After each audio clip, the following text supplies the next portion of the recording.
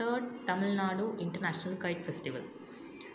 இது ஆக்சுவலாக ஒரு 3 days நடந்தது இங்கே நம்ம சென்னை கோவளமில் திருவிடந்தை பீச்சில். ஸோ இந்த மாதிரி ஒரு கைட் ஃபெஸ்டிவலை நம்ம பார்த்ததே கிடையாது. அதனால இப்படி ஒன்று இருக்குது ஆக்சுவலாக அப்படின்னு கேள்விப்பட்ட உடனே இதை கண்டிப்பாக மிஸ் பண்ணக்கூடாது, பார்த்தே ஆகணும்னு வீட்டில் அடம் பிடிச்சி போகணும் அப்படின்னு சொல்லி போனது. ஸோ அன்றைக்கி கவர்மெண்ட் ஹாலிடே அப்படின்றதுனால நம்ம போனது August 15. ஸோ அன்றைக்கி செம்ம க்ரௌட், பயங்கரமான கூட்டம் இருந்துச்சு. ஈவன் பார்க்கிங்லேருந்து எல்லாமே ரொம்ப டிராஃபிக்காக இருந்துச்சு. ஸோ ஒரு வழியாக உள்ளே போனால் நிறைய ஸ்டால்ஸ் இருந்துச்சு. புக்ஸ், டாய்ஸ், ஃபர்னிச்சர்ஸ் நிறைய இருந்தது. தென் ஃபுட் ஸ்டால்லாம் நிறையவே இருந்தது. ஸோ உள்ளே போனால் எக்ஸலண்ட்டான ஒரு எக்ஸ்பீரியன்ஸ்.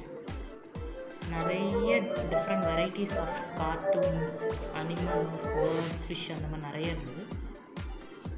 ஸோ இது ஆக்சுவலாக நான் எக்ஸ்பெக்ட் பண்ணது நம்ம சந்திரமுகி படத்தில் வர்ற மாதிரி, அந்த கொக்கு பறக்கிற பாட்டில் வர்ற மாதிரி எல்லாருமே கைட் எடுத்து வருவாங்க, அதை வந்துட்டு பறக்க விடுவாங்க அப்படின்னு தான் நான் எக்ஸ்பெக்ட் பண்ணிவிட்டு அந்த மாதிரி பண்ணேன். அதில் எப்படின்னா ப்ரொஃபஷ்னல்ஸ் இருந்தாங்க, அதாவது ப்ரொஃபஷ்னல் கைட்டர்ஸ். அதுக்குன்னே ஒரு க்ரூ வந்துருந்தது ஃபாரின்லேருந்து. அவங்க தான் வந்துட்டு அதில் ஆக்சுவலாக நிறைய இருந்தது. இவ்வளோ ஹைட்டில் இருக்கணும், இவ்வளோ டிஸ்டன்ஸில் இருக்கணும், அது வந்துட்டு வேறு யாரும் வந்துட்டு ஜென்ரல் பீப்புள் வந்து அதை இன்னும் டச் கூட பண்ணக்கூடாது, அந்த மாதிரிலாம் இருந்தது. இதுவே வெதர் காற்று அதிகமாக இருந்தாலும் அந்த கைட் பறக்க முடியாது, கம்மியாக இருந்தாலும் அது மாதிரி பறக்க விட முடியாது, இது மழை அந்த மாதிரிலாம் வந்துச்சுன்னா. ஸோ அந்த மாதிரி நிறைய விஷயங்கள் இருந்தது. சூப்பரான ஒரு ஒண்டர்ஃபுல் எக்ஸ்பீரியன்ஸாக இருந்தது. முக்கியமாக கிட்ஸ் எல்லாம் இருந்தாங்கன்னா ரொம்பவே என்ஜாய் பண்ணுவாங்க. அந்த மாதிரி ஒரு சூப்பரான ஒரு எக்ஸ்பீரியன்ஸ் இந்த கைட் ஃபெஸ்டிவல்.